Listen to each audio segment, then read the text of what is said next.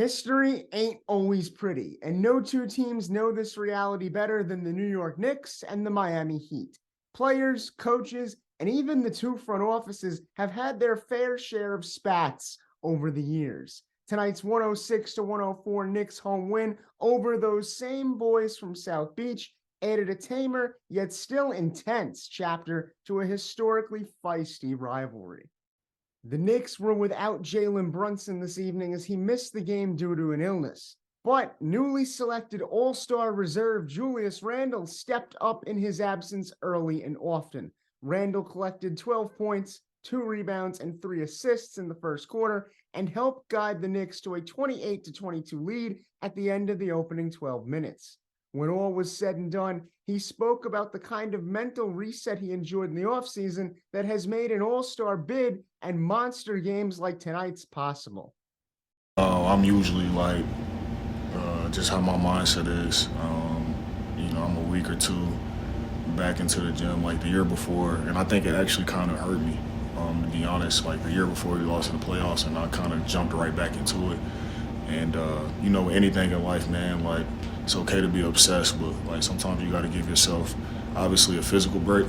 But for me, it was more mental than anything, So I traveled, spent quality time with my boys, and just kind of got away and just refresh. Just had to reevaluate everything. Things were looking up for Manhattan's team, but the Miami Heat were sure to illustrate what Heat culture is all about.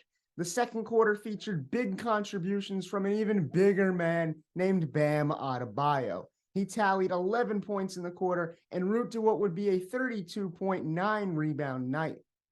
Miami also received good play from players such as Max Strus and Tyler Hero on a night when Jimmy Butler was not at his finest. Strus collected 17 points, while Hero boasted 25 points, 5 boards, and 8 assists. Right before the end of the first half, Julius Randle completed a tough and one and then threw down a pretty slam that gave New York a 3-point lead at halftime. The second half of action felt like an all-too-familiar scene for Knicks fans. With a deadly start to the third period from RJ Barrett, the Orange and Blue built up a 14-point lead. However, the Heat's three-point shooting began to click, and as the game opened up, it got a whole lot closer. The Heat momentarily took a lead, but the Knicks got right back in front once they adjusted to the kind of game this became. Players such as Barrett, Evan Fournier, Isaiah Hartenstein, Obi Toppin, and Deuce McBride were all able to have their time to shine. Knicks head coach Tom Thibodeau spoke about this after the game. Particularly the end of the third, start of the fourth, I thought that was a big lift. And I think that was a big part of the game. Also, in getting the starters some rest during that stretch. Thought Evan played well. I thought Deuce played really well. I thought Obi really played well. And obviously RJ was in there with him, and then Isaiah as well. So that stretch was critical for our game. Gave us some breathing room. Ultimately, the Heat hung in there just long enough to give themselves either a chance at OT or a win.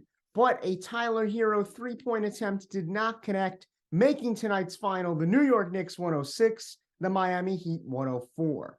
While the Knicks got a lot of solid performances this evening, Randle and Barrett should each get some special acclaim. Barrett totaled 30 points, 8 rebounds, and 4 assists. Randle was not far behind with 23 points, 10 boards, and 6 assists of his own.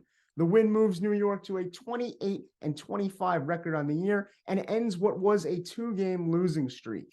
They'll look to keep the good times rolling Saturday when the Los Angeles Clippers come to the Garden. With WFUV Sports, I'm Colin Loughran.